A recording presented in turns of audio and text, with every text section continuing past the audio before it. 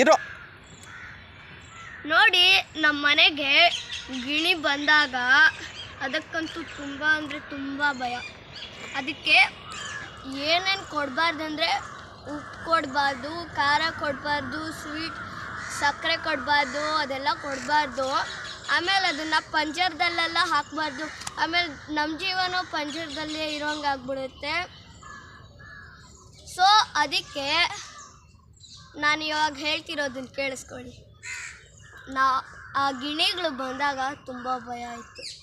ಆಮೇಲೆ ಒಂದು ಸ್ವಲ್ಪ ಭಯ ಎಲ್ಲ ಹೋಯಿತು. ಮನೆಗೆ ಬಂದು ತಿಂದ್ಕೊಂಡು ಹೋಗ್ತಿತ್ತು. ಅಲ್ಲಿ ಊಟ ಹಾಕ್ತಿದ್ದಿದ್ದು. ಮೊದಲು ಅಲ್ಲೂ ಹದ್ದು ಬರ್ತಿತ್ತು.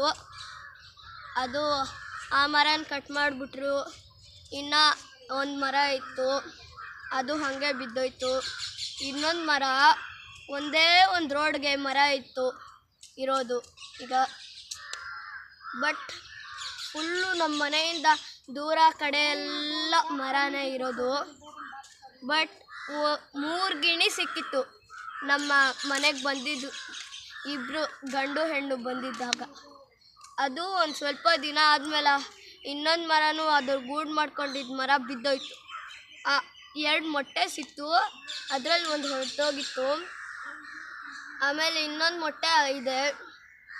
3 ಮರಿ ಸಿಕ್ತು, ಅದರಲ್ಲಿ ಅದರ ಕಾಲ ಮೇಲೆ ಮರ ಬಿದ್ದೋಯ್ತು. ಇನ್ನೊಂದು ತುಂಬ ಚಿಕ್ಕದು. ಆ ಚಿಕ್ಕ ಮರಿಗೆ ಒಂದು ಚೂರು ರೆಕ್ಕೆ ಮೇಲೆಲ್ಲ ಪುಕ್ಕ ಬೆಳೆದಿತ್ತು. ಇನ್ನು ಇಲ್ಲೆಲ್ಲ ಹಾರ್ಟ್ ಹತ್ರ ಎಲ್ಲ ಏನಂದರೆ ಏನೂ ಬೆಳೆದಿರಲಿಲ್ಲ ಕೂದಲು. ಬಟ್ ಇನ್ನೊಂದು ದೊಡ್ಡದು ಕಾಲು ಸರಿ ಹೋಯ್ತು. ಅದೆಲ್ಲ ಕೊಳ್ತೋಯ್ತು ಕಾಲು. ಬಟ್ ಅದರ ಕಾಲು ಕಟ್ ಮಾಡಿಬಿಟ್ರು. ಮರ ಕಟ್ ಮಾಡೋದು ಸರಿನಾ ತಪ್ಪ? ಎಲ್ಲರೂ ಇವಾಗ ಮನೆ ಕಟ್ಟಬೇಕಂತ ಮರ ಕಟ್ ಮಾಡ್ತಾರಲ್ಲ, ಅದು ಸರಿನಾ ತಪ್ಪ? ಮರ ಕಟ್ ಮಾಡಿ ಈಗ ನಮ್ಮ ದೇಶದಲ್ಲಿ ಒಂದೇ ಒಂದು ಮರನೂ ಉಳಿಸಲ್ಲ. ಆ ಥರ ಮಾಡ್ತಾರೆ ಮುಂದೆ. ಯಾವಾಗ ಇವರು ಹುಚ್ಚರು ಮನುಷ್ಯರೆಲ್ಲ ನಿಲ್ಲಿಸ್ತಾರೆ ಮರನ ಕಟ್ ಮಾಡೋದು? ಇಲ್ಲಿ ನೋಡಿ ಲಾಲ್ಬಾಗೆಲ್ಲ ಮರ ಎಷ್ಟು ಚೆನ್ನಾಗಿದೆ. ಗಿಣಿಗಳು ನೋಡಿ ಎಷ್ಟಿದೆ. ಬಟ್ ನಿಮಗೆ ಈ ವಿಡಿಯೋಲೇ ಎಷ್ಟೋ ಸೌಂಡ್ಸ್ ಕೇಳಿಸುತ್ತೆ. ಆಮೇಲೆ ಆ ಕಾಲು ಕಟ್ಟಾಗಿದ್ದ ಗಿಣಿ ಹಾರೊಟ್ಟೋಯ್ತು. ಅದರ ಅಪ್ಪ ಅಮ್ಮ ಇದ್ದಾಗ.